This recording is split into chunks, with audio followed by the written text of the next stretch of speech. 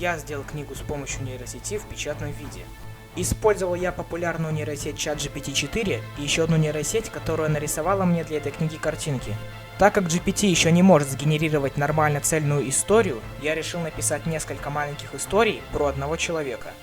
Чтобы определить имя главного героя, я зашел в генератор имен.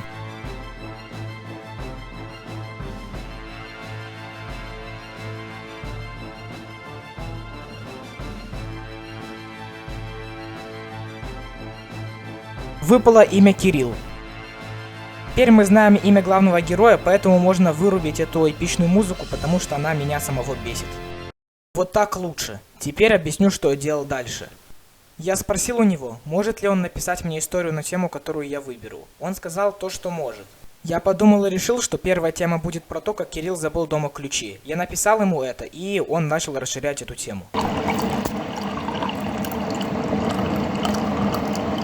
Пока я пил воду, он полностью написал первую главу, потом вторую главу, а потом третью.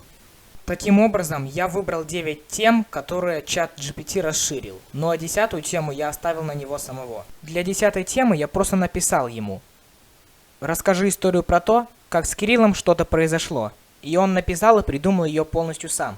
Одна глава — это одна страница.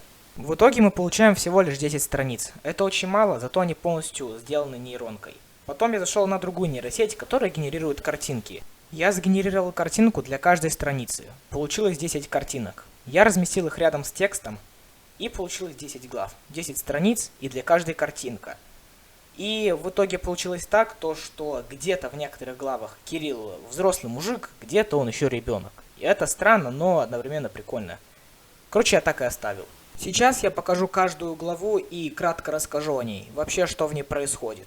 Короче, я очень быстро скажу, возникла одна проблема при монтаже этого ролика.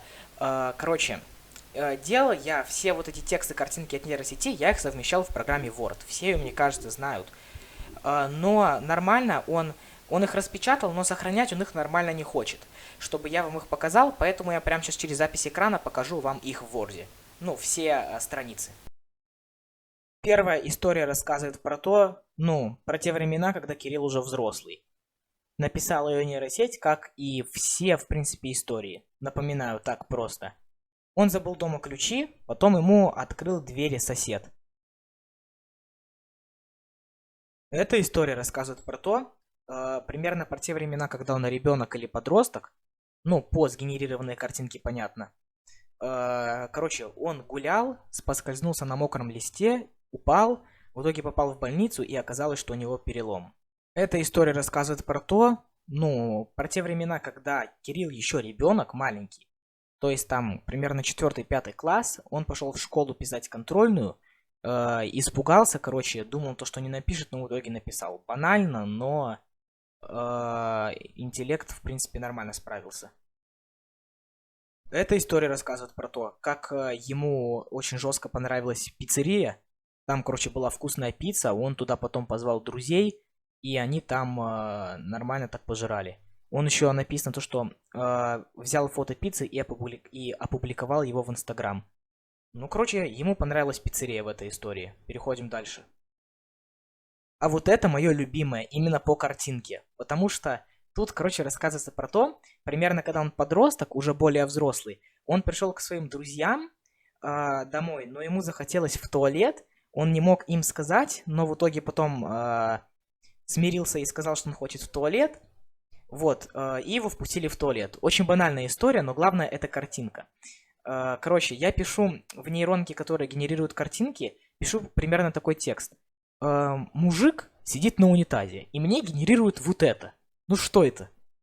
Я решил это оставить, чтобы не все прям идеально было. Это во-первых. А во-вторых, мне это даже нравится. Мужик сидит, по сути он сидит на унитазе.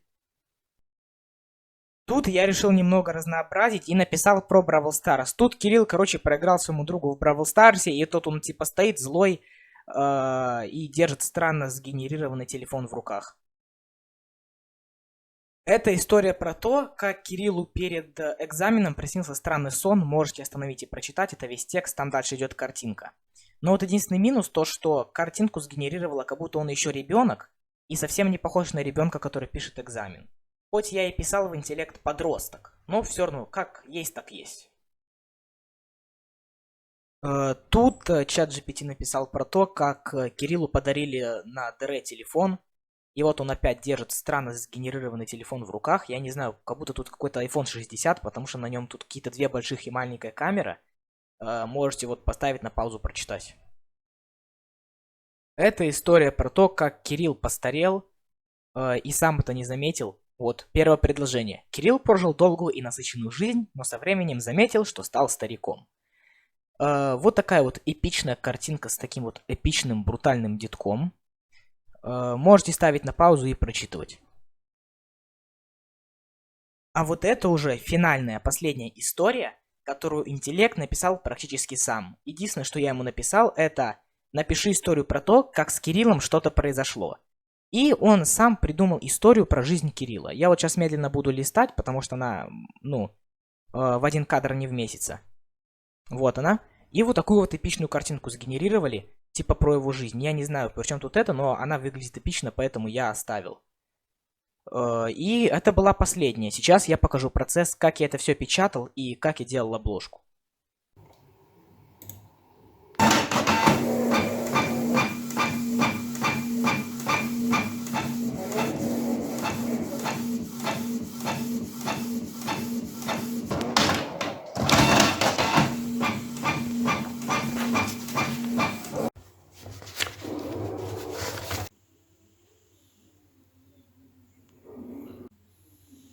Я продел, получается, нитку вот тут и с той стороны. А теперь надо еще раз ее продеть, только в обратную сторону. Короче, я уже задолбался.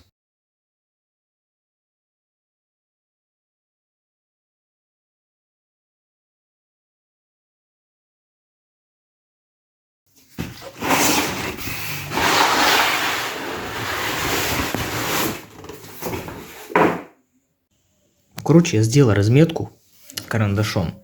Еще надо эту половину вырезать. Потом с помощью нее сделаю, получается, вторую.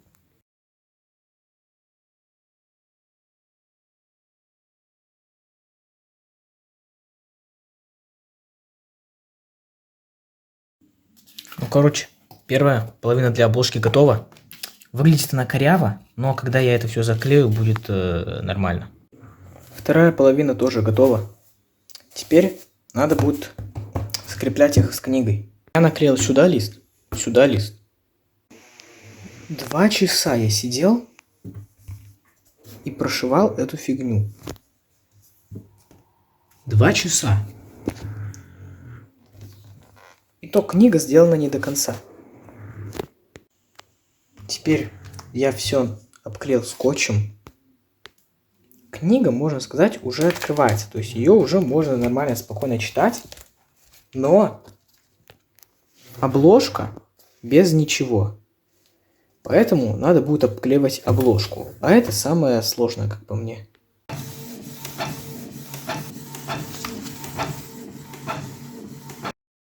Эта обложка, кстати, тоже была сгенерирована с помощью нейросети. Я просто написал ей сделать красивую переливающуюся картинку разных цветов, и нейронка справилась. Короче, начал я обклейку. Это 2 листка пойдут на заднюю сторону, которая вот тут вот. Передняя, можно сказать, уже почти готова. Надо только подождать, пока она высохнет. Ну и в принципе нормально. А вот тут еще ничего нету. Тут надо будет вот эти 2 листка наклеить. Но я это сделаю уже завтра, потому что мне лень. Я обклеил ее полностью. Ну как полностью? Название еще и описание надо сделать. А так уже можно читать. Получается, что делал эту книгу 3 дня. Первый день с помощью нейросети я узнал и нарисовал картинки. Второй день начал делать ее уже в печатном виде. Начал обклеивать обложку. И третий день обклеил обложку до конца. И получилось вот это. Все, по сути ролик закончился. Но скажу еще кое-что. По сути, если быть внимательным, то можно заметить, что это первое видео на этом канале. Но как бы оно не совсем первое, потому что до этого тоже были видео, но они были очень лютым кринжом. Мне было стыдно, поэтому я их заблокировал. И год, уже даже больше, почти 2 года на этот канал я вообще ничего не снимал. Но мне сейчас вообще нефиг делать, поэтому я решил вернуться и что-нибудь еще поснимать. Для кого-то это видео тоже будет жестким кринжом, но хотя бы, скажу честно, оно не настолько стыдное, как были мои прошлые ролики, где я просто играл в игру по типу «Всем привет!» и так далее. Ну, короче, ладно, не буду сильно затягивать. Все, короче, всем пока. Когда-нибудь еще ролики будут.